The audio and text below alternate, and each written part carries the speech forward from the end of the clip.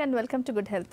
సంతానలేమి, అండం విడుదల మరియు గైనకాలజీ, పీసీఓడి సమస్యలకు అధునాతన పరిష్కార మార్గాలను తెలియచేయడానికి మనతో పాటు doctor Kamela Sridhar test tube baby and kidney centre నుంచి ప్రముఖ gynaecologist, IVF specialist doctor Kamela Sridevi గారు ఉన్నారు. వారిని అడిగి మరిన్ని విషయాలు తెలుసుకుందాం. Good evening doctor. Good evening. So ముందుగా చెప్పండి, ఇప్పుడు ఐవీఎస్లో గర్భాశయ పొరను పెంచే పద్ధతులు ఏమైనా ఉన్నాయా మన దగ్గర?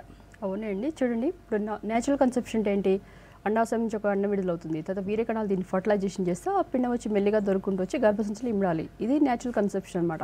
సో ఎవరికైతే ట్యూబ్స్ బ్లాక్ ఉంటాయో, లేకపోతే కొంతమందికి కౌంట్ చాలా తక్కువ ఉంటుంది మెయిల్ ఇన్ఫర్టిలిటీలో, లేదా కొంతమందికి ఏంటంటే టీబీ ఉంటుంది. సో వీళ్ళకి కూడా ఏంటంటే ట్యూబ్స్ ఫస్ట్లోనే బ్లాక్ అవుతాయి, proximal end of the tube block అవుతుంది. సో ఇలాంటి వాళ్ళకి ఏంటంటే మనం టెస్ట్ ట్యూబ్ పద్ధతి చెప్తాం అనమాట. ఇందులో ఏంటి, సో మనం జనరల్గా ఏంటి వాళ్ళకి సూపర్ ఓవల్యూషన్ కొరకు మెడిసిన్స్ ఇస్తాం. ఇచ్చిన తర్వాత ట్రాన్స్వెజనల్ ప్రోబ్ ద్వారా ఈ యొక్క ఎగ్స్ని కలెక్ట్ చేస్తాం. కలెక్ట్ చేసిన తర్వాత హస్బెండ్ యొక్క వీర్య కణాలు మనం తీసుకొని, సో సింపుల్ కన్వెన్షనల్ ఐవీఎఫ్ అంటే ఏంటి, ఎగ్ స్పోమ్ని మనం ఒక పెట్టి డిష్లో వేసి పెంచుతాం అనమాట. సో ఇలా పెంచిన తర్వాత మేబీ డే 2 ఆర్ డే 3 ఏం చేస్తామంటే ఈ యొక్క ఎంబ్రియోని తీసుకెళ్ళి గర్భసంచిలో పెడతాం. సో నేచురల్ కన్సెప్షనే కానివ్వండి, లేకపోతే ఐవీఎఫ్లో కానివ్వండి, గర్భాశయం యొక్క పొర మోర్ దాన్ 7 mm మాత్రం ఉన్నప్పుడే ఈ యొక్క పిండం ఇక్కడ సెట్ కాగలదు. సో ఇలా కానప్పుడు ఏమవుతుందంటే మనం ఎంత ప్రొసీజర్ చేసినా అది ఇన్ప్లాంటేషన్ ఫెయిల్యూర్ రేట్ అంటారు. దీనిలో 40% ఐవీఎఫ్ ఫెయిల్యూర్లో ఇన్ప్లాంటేషన్ ఫెయిల్యూర్ రేట్స్ అనేది మనం ప్రధానంగా చెప్పుకోదగ్గ విషయాలు అనమాట. సో మరి ఈ గర్భాశయ పొరను సో ఎవరికి తక్కువగా ఉంటుందని మనం చూసుకుంటే పోర్ రెస్పాండర్స్ అని ఉంటారు. అంటే మోర్ దాన్ 35 years ఉంటారు. ఈవెన్ కొంతమందికి నవేడేస్ 40 years కానివ్వండి, లేకపోతే they are coming with late marriages వల్ల వాళ్ళకి ప్రెగ్నెన్సీ కొరకు మన దగ్గరకు వస్తున్నారు. అలాంటి వాళ్ళకి ఏంటి, మనం కొన్ని మెడిసిన్స్ అందుబాటులో ఉన్నాయి. దాన్ని మనం ఫీమేల్ వైగ్రా ఆర్ ఉమెన్గ్రా అంటాము. సో ఇదేంటి, జనరల్గా మనం చూసుకున్నట్లయితే గర్భాశయ పొరను పెంచడానికి ఇదొక మెడిసిన్ అనమాట. మనం ఇది ఎప్పుడు ఇస్తామంటే జనరల్గా ఈ యొక్క గర్భాశయం పొర పెంచడానికి కనీసం 7th day ఇస్తామన్నమాట. 7th day for period ఇచ్చినప్పుడు ఏమవుతుందంటే అసలు ఇదేంటి అని మనం ఒకసారి చూసుకుంటే ఇది సిలినోఫిల్ సిట్రేట్. సో ఇది ఏం చేస్తుందంటే ఇది పీడిఏ ఇన్హిబిటర్. సో తద్వారా ఏమవుతుందంటే సైక్లికల్ జిఎంపీ అనేది బ్రేక్ అవ్వకుండా ఉపయోగపడి, సో ఈ నైట్రిక్ ఆక్సైడ్ సింథసిస్ బాగున్నప్పుడు మాత్రమే వీళ్ళ యొక్క పొర గర్భాశయ పొర అనేది పెరగడం జరుగుతుంది. సో ఇదేంటంటే ఈ మధ్యకాలంలో అందుబాటులో ఉంది. సో దీనికి చాలా స్టడీస్ జరిగినాయి. సో స్టడీ చేసిన వాళ్ళు ఎవరంటే షీర్ ఎట్ ఆల్ అని ఒక ఆయన ఉన్నారు. ఆయన ఏం చేశాడు, ఫస్ట్ అసలు గర్భాశయ పొర అసలుకి ఎంతవరకు ఉంటే సక్సెస్ రేట్ అవుతుందని చూసుకుంటే మినిమం 7 mm ఉండాలని చెప్పారు. దాన్ని ట్రిపుల్ లైనింగ్ ఎండోమెట్రియం అంటాము. సో కొంతమంది ఏంటంటే ఫిష్ ఎట్ ఆల్ అనే వాళ్ళు స్టడీ చేశారు. వీళ్ళు ఏం చేశారు, ఈ యొక్క లైనింగ్ డెవలప్ అవడానికి పీరియడ్ వచ్చిన 7th day నుంచి 50 mg సిలినోఫిల్ సిట్రేట్ అనేది 3 times a day ఇచ్చేసి, తర్వాత ఎప్పుడైతే హెచ్సిజీ అని ఇస్తామన్నమాట, ఏంటంటే ఫైనల్ మెచ్యురేషన్ ఆఫ్ ఊసైట్ కొరకు. సో ఇచ్చిన తర్వాతనే మనము 35 hours తర్వాత ఈ యొక్క ఎగ్ని కలెక్ట్ చేసుకుంటాం. సో చేయడానికి ముందుగానే ఈ లైనింగ్ డెవలప్ అయిందని మనం తెలుసుకున్న తర్వాత ఈ ఎగ్ కలెక్షన్ చేసి ఐవీఎఫ్ చేసే ముందు ఏంటంటే మనం ఎగ్స్ స్పర్మ్ కలెక్ట్ చేసుకొని తర్వాత ఇక్సీ ఆర్ ఐవీఎఫ్ అంటే కన్వెన్షనల్ ఐవీఎఫ్ అని ముందే చెప్పాను నేను. చేసేటప్పుడు ఈ లైనింగ్ మనం డాక్యుమెంటేషన్ 7 to 10 mm మాత్రం ఉన్నప్పుడే లోపల పెడతామని చెప్పాము. సో ఇలా చేయడానికి ఈ సిలినోఫిల్ సిట్రేట్ వాడి so he had a good results. So తద్వారా ఏంటంటే హెచ్సిజీ ఇచ్చిన తర్వాత ఈ యొక్క వైగ్రా అనే దాన్ని వాడొద్దని చెప్పారు. ఎందుకంటే బికాజ్ ఇట్స్ ఎంబ్రియో టాక్సిక్ అనమాట. సో పిండాలు అనేవి చనిపోవడం జరుగుతుంది కనుక we have to use before that only. Okay, next ఒక కాల్ తీసుకుందాం. హలో హలో హలో, భాను గారు చెప్పండి, డాక్టర్ ఉన్నారు, మీ ప్రాబ్లం ఏంటో చెప్పండి. నమస్తే అండి, మేడంతో మాట్లాడాలి. మాట్లాడండి మేడం నమస్తే అండి. నమస్తే, చెప్పండి అమ్మా. ఏమండి, మాకు మ్యారేజ్ అయ్యి 13 months అవుతుందండి. ఓకే, మ్యారేజ్ అయ్యి 13 నెలలు కంప్లీట్ అయినాయండి. ఓకే. మామూలుగా పిల్లల కోసం అని చెప్పేసి వెళ్తే మా వారికి టెస్ట్ చేశారండి. ఏం టెస్టులు చేశారు? చేస్తే స్పెర్మ్ వచ్చేసి 27 అన్నారండి. ఓకే, అందులో మొటిలిటీ ఎంత ఉందమ్మా? 50 ఉందండి. యాక్టివ్ మొటిలిటీ 50 ఉందండి. ఓకే. గ్రేడ్ 1 వారికోసిల్ ఓలిగోస్పెర్మియా అని అన్నారండి. ఓకే, మీ టెస్ట్లు ఎలా ఉన్నాయి? మీకు ఎగ్ రిలీజ్ అవుతుందా? మాది అంతా సైజు మొత్తం ఉంది అంటే గర్భసంచి అలా అంటారు కదండి, అవన్నీ సైజ్ అంతా ఓకే. పాలిసిస్టిక్ ఓవరీస్ లైట్ గా ఉన్నాయి అని అన్నారండి. ఓకే, ఓకే, చెప్పండి. సో ఇప్పుడు ఇట్లా సరిపోతుందా అండి? చూడడమ్మా మీరు చెప్తున్నదేంటి పాలిసిస్టిక్ ఓవరీన్ కండిషన్ అని చెప్తున్నారు. ఈ సిండ్రోమ్ అని మనం ఎప్పుడు అంటాము, అండాశయంలో చిన్న చిన్న సిస్లు ఉంటాయి, వాళ్ళకి ఇన్సులిన్ రెసిస్టెన్స్ ఉంటుంది. సో ఎప్పుడైతే ఇన్సులిన్ రెసిస్టెన్స్ ఉందో వాళ్ళలో ఎగ్ రిలీజ్ కాదు, క్రానిక్ అనోవులేషన్ అంటారు. సో ఈ పీసీఓడీలు కూడా there are many categories. Type 1 PCOD అంటే ఏంటి, వాళ్ళు ఎక్కువ లావు ఉండటం, బరువు ఎక్కువ ఉంటుంది, తర్వాత అన్వాంటెడ్ హెయిర్ అవటం, తర్వాత ఏంటంటే వాళ్ళ ఎగ్ రిలీజ్ పోవటం అనేది మనం ప్రధానంగా చూస్తాము. సో ఇలాంటి వాళ్ళకి ఏంటంటే బయట నుంచి మనం ఎక్సోజీనస్ గొనోడోట్రోఫిన్స్ అనే హార్మోన్స్ ఇవ్వటం, తర్వాత మీ హస్బెండ్ కౌంట్ మీరేం చెప్పారు 20 మిలియన్ ప్లస్ 50% యాక్టివ్, అంటే అరౌండ్ 10 యాక్టివ్ మిలియన్ ఉంది కనుక మీరు కనుక మీ హస్బెండ్ని తీసుకొని వస్తే, సో వారికోసిల్ అనే కండిషన్ ఏంటంటే స్పోమ్స్లో ఉన్న డిఎన్ఏ ఫ్రాగ్మెంటేషన్ అనేది దెబ్బతింటుంది. సో ఫ్రాగ్మెంట్ అవటం వల్ల ఏంటి, అసలు యాక్చువల్గా ఇది ఒక నిచ్చెన లాగా ఉంటుంది. ఎప్పుడైతే నిచ్చెనకి మనము మెట్లు పడిపోతాయో అండ్ నిచ్చెన అనేది మనం ఎక్కడం లేక జరుగుతుందన్నమాట. తద్వారా ఏంటంటే ఈ స్పర్మ్స్ కూడా ఇంతే. సో డిఎన్ఏ ఫ్రాగ్మెంటేషన్ ఎప్పుడైతే పెరుగుతుందో ఈ స్పర్మ్స్ వచ్చి ఎగ్ని ఫర్టిలైజ్ చేయలేవు. సో మనం ఏం చేస్తామంటే మీరు తీసుకొని మీ హస్బెండ్ తెచ్చి చూస్తే ఈ స్పర్మ్స్ని మనము, and there are many ways of cleaning the sperms, అంటే స్పర్మ్ వాష్ టెక్నిక్స్ ఉన్నాయి, డబుల్ డెన్సిటీ టెక్నిక్స్ ఉన్నాయి. సో ఈ టెక్నిక్స్ వల్ల ఏం చేస్తామంటే ఈ only good and active motile స్పర్మ్స్ని అండ్ మార్ఫలాజికల్ యాక్టివ్ స్పర్మ్స్ని మాత్రమే తీసుకొని మీకు ఎప్పుడైతే ఎగ్ రిలీజ్ అవుతుందో ఆ టైంలో మనము జనరల్గా ఏంటంటే ఒక ఎగ్ కాకుండా మేము యూఏలో ఏం చేస్తామంటే మినిమం 2 to 3 ఎగ్స్ వచ్చే వరకు మనము మందులు ఇవ్వడం జరుగుతుంది, అంటే గొనోడోట్రోఫిన్స్ అంటారు వీటిని. సో ఒకసారి egg size around 18 to 20 mm వచ్చినప్పుడు హెస్సిజన్ ఇంజెక్షన్ ఇస్తాము. ఎప్పుడైతే ఓవలేషన్ అవుతుందో ఆ టైంలో అండ్ హెస్సిజ్ ఇచ్చిన 24 hours బిఫోర్ అండ్ 48 hours ముందు, అంటే డబల్ ఐయుఐ దాంట్లో సక్సెస్ రేట్స్ ఎక్కువ ఉన్నాయి కనుక మీరు ఒకసారి పర్సనల్గా వచ్చి కనిపిస్తే, so and we can study further and IUI techniques అనేవి the base line of ARTs కనుక మీరు వచ్చి కనిపిస్తే మీకు మంచి సొల్యూషన్ ఉంటుంది. ఓకే, నెక్స్ట్ స్వప్న అనే కాలర్ వెయిట్ చేస్తున్నారు. హలో హలో, చెప్పండి స్వప్న, డాక్టర్ ఉన్నారు, మీ డౌట్ ఏంటో అడగండి. నా పేరు స్వప్న అండి, నేను కామారెడ్డి నుంచి కాల్ చేస్తున్నాను. ఓకే, మాకు మ్యారేజ్ అయ్యి 10 years అయిందండి. ఓకే నాకు పీసీఓడి ప్రాబ్లం అని చెప్పారు బేసిక్ గా. ఓకే ఒక్కసారి నార్మల్ గా అబోర్షన్ అయిపోయింది, గ్రోత్ లేదని చెప్పి. ఇంకొకసారి ట్యూబ్ లో వచ్చిందండి రైట్ సైడ్. ఓకే, ఒక ట్యూబ్ పాడైందని చెప్పారు. నెక్స్ట్ IVF కి వెళ్ళాము, 2 cycles, సక్సెస్ కాలేదు.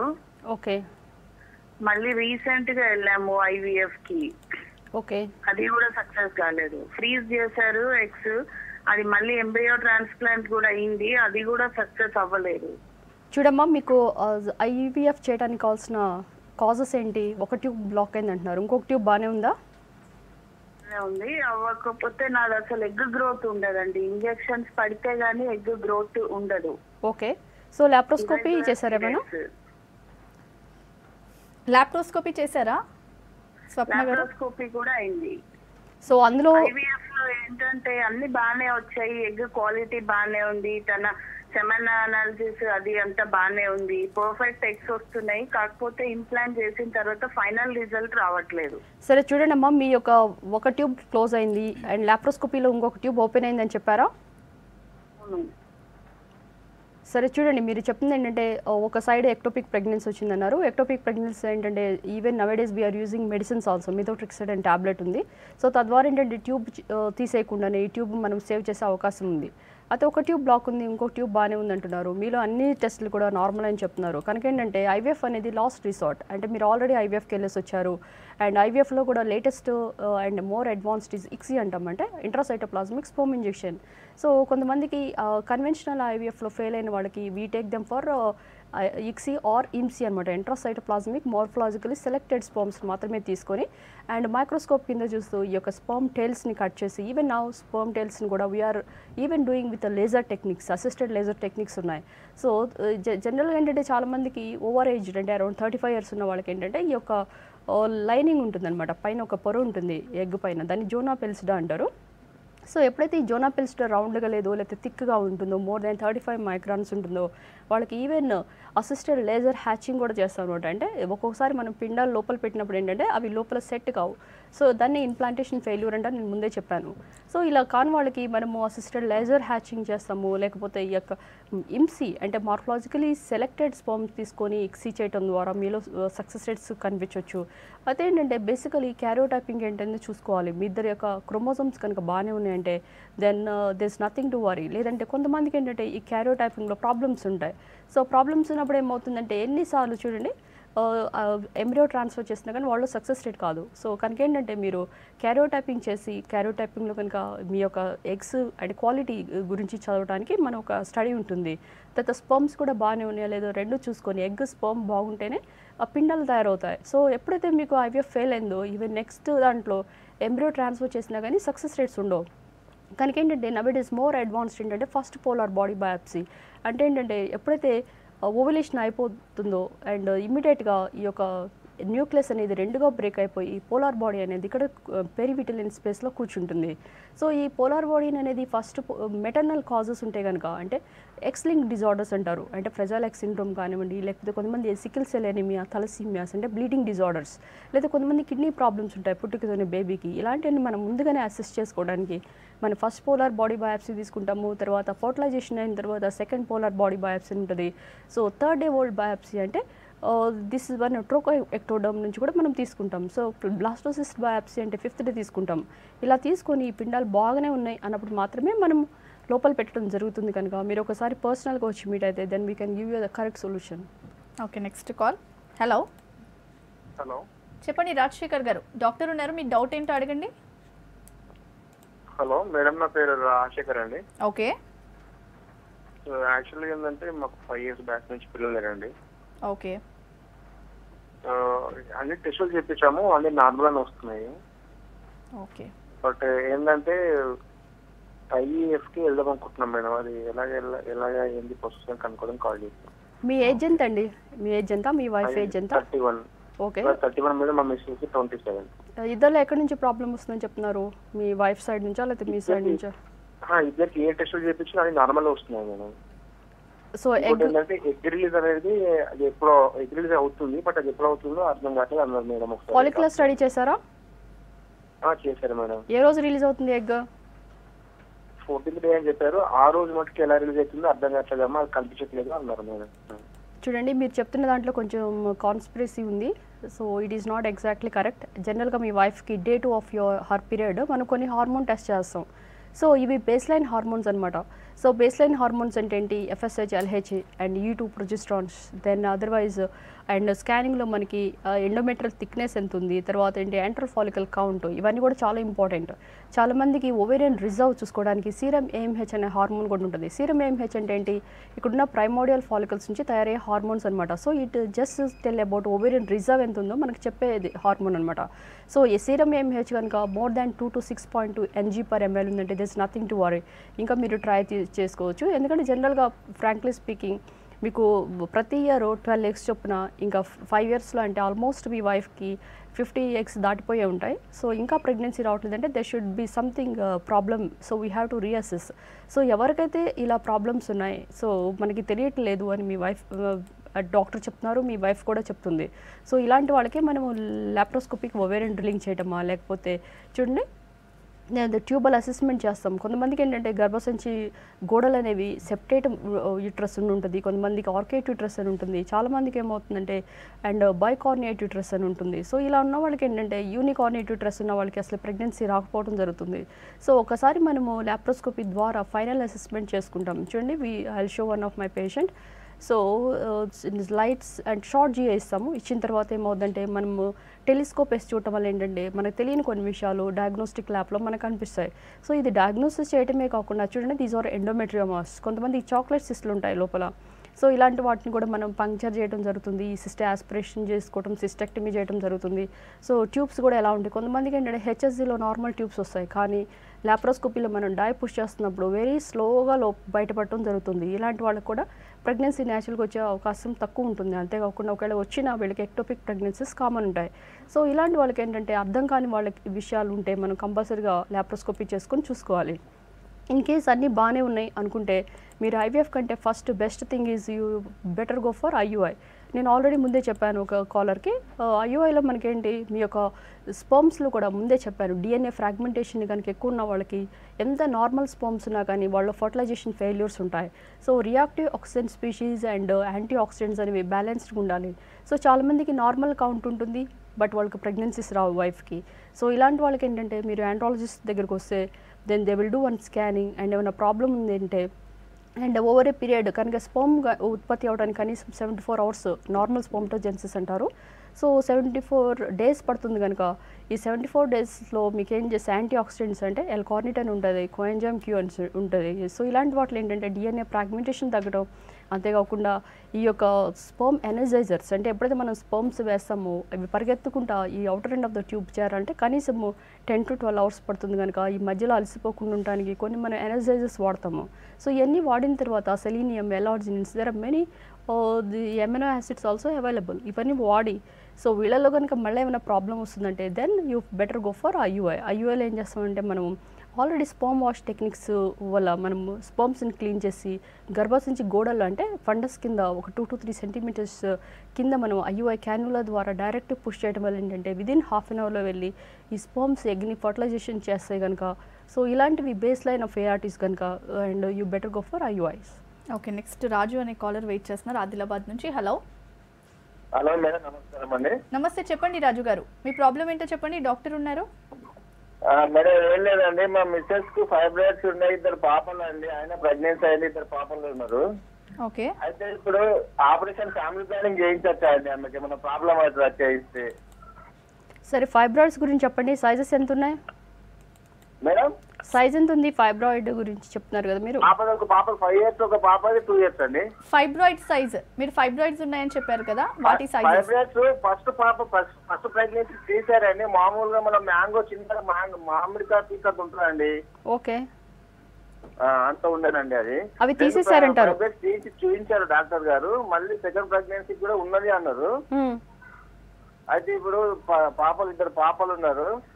మన ఫ్యామిలీ ప్లానింగ్ చేయించచ్చా? చేయిస్తే ఏమన్నా ప్రాబ్లమ్ అయిన ఫ్యూచర్ లో అది తెలుసుకుందామని. అంటే ఫైబ్రాయిడ్స్ ఏమైనా ప్రాబ్లం అవుద్ది అనుకుంటున్నారా మీరు చేస్తే? అవునండి, ఫైబ్రాయిడ్స్ తోటి మన అమ్మాయికి ఏమైనా ప్రాబ్లం ఉంటుందా ఫ్యామిలీ ప్లానింగ్ చేయిస్తే? సరే చూడండి, ఫ్యామిలీ ప్లానింగ్ అనేది డిఫరెంట్, ఫైబ్రాయిడ్స్ అనేవి డిఫరెంట్. ఫైబ్రాయిడ్స్ అనేవి ఏంటి, గర్భసంచి లోపల ఉండే గడ్డలు అనమాట. సో ఇవేంటంటే ఇవి లోపల ఇంట్రామ్యూరల్ ఫైబ్రాయిడ్స్, ఇవి ఏంటంటే అరౌండ్ 75% ఉంటే సబ్ మ్యూకస్ ఫైబ్రాయిడ్స్ అంటే గర్భసంచి గోడల్లోకి అంటే లోపలికి వెళ్ళిపోతాయి యూట్రైన్ కాంట్రాక్షన్స్ వల్ల, ఇవి ఒక 15% ఉంటాయి. సో సబ్ సీరియస్ ఫైబ్రాయిడ్స్ అంటే గర్భసంచి బయటకు వెళ్ళిపోతుంటాయి. సో ఏంటి యూట్రైన్ కాంట్రాక్షన్స్ ఇవి వెనక నెట్టుంటాయి. సో ఇలా ఉన్నప్పుడు ఏంటంటే ఈ ఫైబ్రాయిడ్ సైజుని బట్టి వాళ్ళకి ట్రీట్మెంట్ ఉంటుంది. సపోజ్ రీప్రొడక్టివ్లో ఏజ్లో ఉన్నారు, పెద్ద సైజులో ఉంది, అది కూడా కార్నల్ ఫైబ్రాయిడ్ ఉంది, సో వీళ్ళకి ప్రెగ్నెన్సీ రావడం కష్టం ఉందంటే ఫస్ట్ ఫైబ్రాయిడ్ తీసిన తర్వాత ప్రెగ్నెన్సీ ప్లాన్ చేస్తారు. అయితే మీరు ఆల్రెడీ చెప్తున్నారు ఫైబ్రాయిడ్ సైజ్ గురించి అయితే మెన్షన్ చేయట్లేదు. సో ఫస్ట్ ఒకసారి ఫైబ్రాయిడ్ తీసేసిన తర్వాత మళ్ళీ వస్తున్నాయి అంటే ఇది రికరెంట్ వచ్చే డిసీజ్ అనమాట.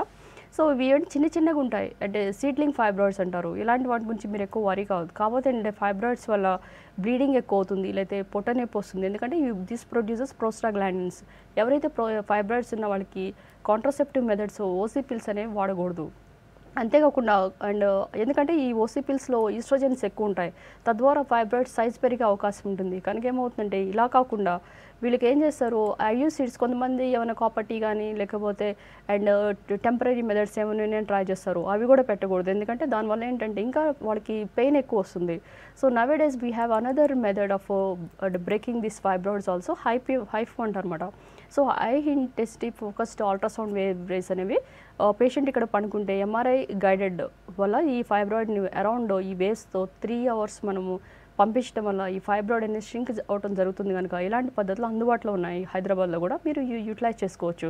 So this is for fibroid. మరి మీరు ట్యూబెక్టమీ చేయించుకోవాలంటున్నారు. ట్యూబెక్టమీ ఏంటంటే ఈ గర్భసంచి పక్కన 2 ట్యూబ్స్ ఉంటాయి. సో దీనికి ఫైబ్రాయిడ్స్కి ఏం సంబంధం లేదు. సో ప్రెగ్నెన్సీ పర్మనెంట్గా వద్దు, ఇక పిల్లలు చాలు అనుకుంటే you can as well go for tubectomy. ఇందులో కూడా టైప్స్ ఉన్నాయి. ల్యాప్రోస్కోపీ ద్వారా చేయొచ్చు. ల్యాప్రోస్కోపీలో సిలాస్టిక్ రింగ్స్ వేస్తారు 2 ట్యూబ్స్కి. కొంతమంది నవేడేస్ సర్జరీ అంటే భయపడతారు అనమాట. అలాంటి వాళ్ళకి హిస్ట్రోస్కోపీ అంటే గర్భసంచి లోపలికి కూడా వెళ్ళిపోయి అండ్ స్క్లీరోజింగ్ ఏజెంట్స్ ఉంటాయి అనమాట. అంటే ఈ ప్రోక్సిమల్ ఎండ్ ఆఫ్ ద ట్యూబ్స్ని బ్లాక్ చేస్తాము. లేకపోతే కాటరీతో ఈ క్లోజ్ చేయడం వల్ల ఏమవుతుందంటే వాళ్ళకి this is also one of the permanent method of contraception.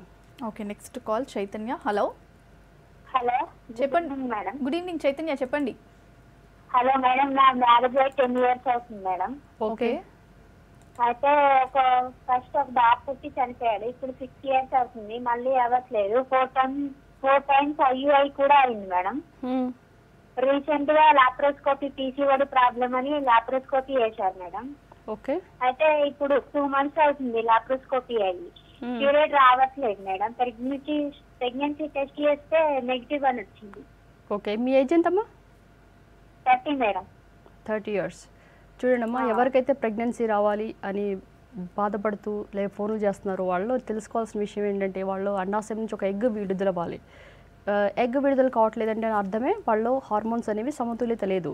So మీరేం చెప్తున్నారు, ఫైబ్రాయిడ్స్ ఉన్న వాళ్ళకి ప్రెగ్నెన్సీ రావు. At the same time and ఓవరీస్లో సిస్ట్లు ఉన్న వాళ్ళకి కూడా దాన్ని పాలిసిస్టిక్ ఓవరీ సిండ్రోమ్ అని కూడా ముందే చెప్పుకున్నాం. సో వీళ్ళు ఏంటంటే బేసికలీ LH అనేది ఎక్కువ ఉంటుంది. LH అనేది మేల్ హార్మోన్. సో ఈ LH అయితే ఎప్పుడైతే ఫస్ట్ నుంచి ఉంటుందో FSH అనేది తక్కువగా ఉంటుంది. తద్వారా ఏంటంటే వీళ్ళు క్రానిక్ ఎన్యులేషన్, ఎగ్ సరిగ్గా విడుదల కాకపోవడం వల్ల ప్రెగ్నెన్సీస్ రావు. సో ఒకసారి ఈవెన్ లాప్రోస్కోపీ అయినంత మాత్రాన వెంటనే ప్రెగ్నెన్సీస్ వస్తాయని మీరు ఎక్స్పెక్ట్ చేయకూడదు. ఎందుకంటే మినిమం 6 months వెయిట్ చేయాలి. లాప్రోస్కోపీలో మేమేం చేస్తాము, ఈ యొక్క PCODని డ్రిల్లింగ్ చేస్తాము. సో బట్ రెసిడ్యువల్ PCODs అంటే చిన్న చిన్న సిస్ట్లు ఏమైతే ఉన్నాయో వాటికి మనం హార్మోన్ ట్రీట్మెంట్ ఇవ్వాల్సి ఉంటుంది. సో దానికి ఇన్సులిన్ సెన్సిటైజర్స్ అని ఉంటాయి. అవి మీరు కనీసం ఒక 6 to 8 months వాడాల్సి ఉంటుంది. అంతేకాకుండా మీరు హైట్ ఎంత ఉన్నారో వెయిట్ ఎంత ఉన్నారో మీరు చెప్పలేదు. సో బాడీ వెయిట్ అనేది పెరుగుతూ ఉంటుంది. సో ఎవరికైతే పీరియడ్ సరిగ్గా రావట్లేదో, ఎగ్ రిలీజ్ కావట్లేదు అండ్ ప్రెగ్నెన్సీ రావట్లేదు, వాళ్ళకి కంపల్సరీగా వాళ్ళకి పర్సిస్టెంట్ PCOD ఉన్నట్లు అర్థం. సో వాళ్ళు చూసుకోవాల్సింది ఏంటి, క్లినికల్గా మనం చూసుకుంటే వాళ్ళు అన్వాంటెడ్, ఈ విజువల్ చూడండి, అన్వాంటెడ్ హెయిర్ రావటము, తర్వాత మొహం అంతా పింపుల్స్ రావటం అండ్ నడుము చుట్టుకొలత అనేది ఎక్కువ పెరుగుతుందంట. అండ్ దాన్ని అంతేకాకుండా బాడీ మాస్ ఇండెక్స్ ఓవరాల్గా ఒబేస్ లా ఉంటారు. సో ఇలా ఉన్నారంటే వీళ్ళు మన క్లినికల్గానే we can say that these people have fibroid అని ప్లస్ PCOD అని కూడా ఉంటుంది. ఎందుకంటే ఈ ఫైబ్రాయిడ్ PCOD రెండు కూడా ఈస్ట్రోజన్ డిపెండెంట్ ట్యూమర్స్. సో ఇలా ఉన్న వాళ్ళకి ఏంటంటే చూడండి, నార్మల్గా ప్రతి నెలలో కూడా ఒక ఎగ్ రిలీజ్ అవ్వాల్సిన చోట ఇక్కడ సిస్టిక్ ఓవరీస్ ఉండడం వల్ల ఏంటంటే ఇవి స్మాల్ ప్రైమోడియల్ ఫాలికల్స్ ఈ లెవెల్లోనే ఇక్కడ రిటార్డెడ్ గ్రోత్ అయిపోతాయి. తద్వారా ఎగ్ రిలీజ్ కాకపోవడం వల్ల ప్రెగ్నెన్సీ రావట్లేదు. సో మీరు చేయాల్సిన పద్ధతి ఏంటంటే ఇప్పుడు తొందరగా మీరు ఇన్ఫర్టిలిటీ స్పెషలిస్ట్ లాంటి మా దగ్గరకు వస్తే దెన్ వీ గివ్ హార్మోన్స్ అనమాట. అంటే ఓవల్యూషన్ ఇండక్షన్ డ్రగ్స్ అని నేను ముందే చెప్పాను. ఎప్పుడైతే ఈ డ్రగ్స్ ఇస్తామో సో జనరల్గా ఏంటంటే some times they have a slow growth ఉంటుంది. సో మరి కొంతమందికి హైపర్ స్టిమ్యులేషన్ అయిపోయి ఎక్కువ ఎగ్స్ రావడం కూడా జరుగుతుంది. సో ఇలాంటి వాళ్ళకి ఏం చేస్తామంటే లోడ్ స్టెప్ అప్ రిజమ్ అని ఉంటుంది. వాళ్ళకి ఏంటంటే ఈ హార్మోన్స్ జనరల్గా ఏంటంటే FSH అనేది 75 ఉంటుంది. సో 75 కాకుండా హాఫ్ CCI ఇస్తాము. తర్వాత స్లోగా పెంచుకొని రావడం వల్ల ఏంటంటే వాళ్ళకి అలాంటి కాంప్లికేషన్ మనము కాకుండా చూసుకోవచ్చు.